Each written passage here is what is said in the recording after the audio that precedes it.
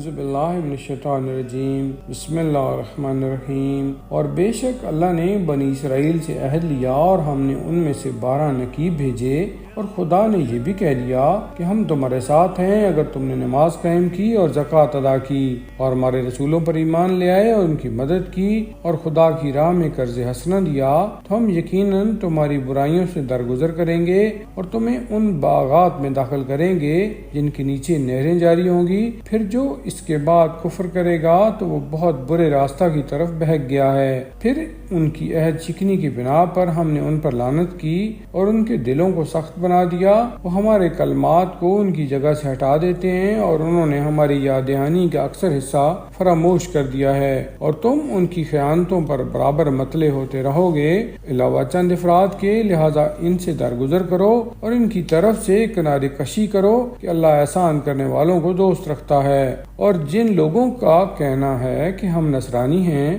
ہم نے ان سے بھی عہد لیا اور انہوں نے بھی ہماری نصیحت یعنی انجیل کے ایک حصہ کو فراموش کر دیا، تو ہم نے بطور سزا ان کے درمیان عداوت اور بغض کو قیامت تک کے لیے راستہ دے دیا، اور عنقریب خدا انہیں ان باتوں سے باخبر کرے گا جو انجام دے رہے تھے۔ اے اہل کتاب، تمہارے پاس ہمارا رسول آ چکا ہے جو ان میں سے بہت سی باتوں کی وضاحت کر رہا ہے جن کو تم کتاب خدا میں سے چھپا رہے تھے، اور بہت سی باتوں سے درگزر بھی کرتا ہے۔ تمہارے پاس خدا کی طرف سے نور اور روشن کتاب آ چکی ہے جس کے ذریعہ خدا اپنی خوشنودی کا اتباع کرنے والوں کو سلامتی کے راستوں کی ہدایت کرتا ہے اور انہیں تاریکیوں سے نکال کر اپنے حکم سے نور کی طرف لے آتا ہے اور انہیں صراط مستقیم کی ہدایت کرتا ہے۔ یقیناً وہ لوگ کافر ہیں جن کا کہنا یہ ہے کہ مسیح ابن مریم ہی اللہ ہیں۔ پیغمبر آپ ان سے کہیے کہ پھر خدا کے مقابلہ میں کون کسی امر کا صاحب اختیار ہوگا؟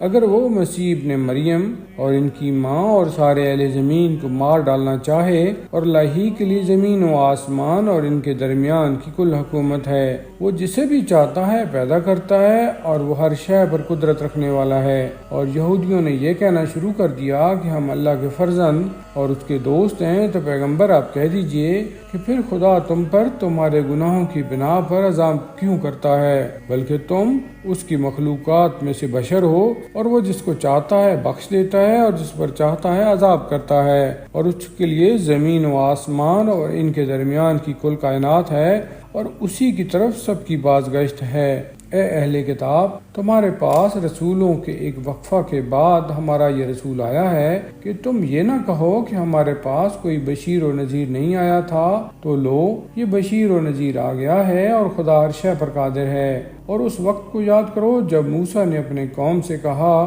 کہ اے قوم، اپنے اوپر اللہ کی نعمت کو یاد کرو جب اس نے تم میں انبیاء قرار دیے اور تمہیں بادشاہ بنایا اور تمہیں وہ سب کچھ دے دیا جو عالمین میں کسی کو نہیں دیا تھا۔ اور اے قوم، اس ارض مقدس میں داخل ہو جاؤ جسے اللہ نے تمہارے لیے لکھ دیا ہے، اور میدان سے الٹے پاؤں نہ پلٹ جاؤ کہ الٹے خسارہ والوں میں سے ہو جاؤ گے۔ ان لوگوں نے کہا کہ موسیٰ، وہاں تو جابروں کی قوم آباد ہے اور ہم اس وقت تک داخل نہ ہوں گے جب تک وہ وہاں سے نکل نہ جائیں، پھر اگر وہ نکل گئے تو ہم یقیناً داخل ہو جائیں گے۔ مگر 2 انسان جنہیں خدا کا خوف تھا اور ان پر خدا نے فضل و کرم کیا تھا، انہوں نے کہا کہ ان کے دروازے سے داخل ہو جاؤ۔ اگر تم دروازے میں داخل ہو گئے تو یقیناً غالب آ جاؤ گے، اور اللہ پر بھروسہ کرو اگر تم صاحبان ایمان ہو۔ ان لوگوں نے کہا کہ موسیٰ، ہم ہرگز وہاں داخل نہ ہوں گے جب تک وہ لوگ وہاں ہیں۔ آپ اپنے پروردگار کے ساتھ جا کر جنگ کیجئے، ہم یہاں بیٹھے ہوئے ہیں۔ موسیٰ نے کہا، پروردگار، میں صرف اپنی ذات اور اپنے بھائی کا اختیار رکھتا ہوں، لہذا ہمارے اور اس فاسق قوم کے درمیان جدائی پیدا کر دے۔ ارشاد ہوا کہ اب ان پر 40 سال حرام کر دیے گئے کہ یہ زمین میں چکر لگاتے رہیں گے، لہذا تم اس فاسق قوم پر افسوس نہ کرو۔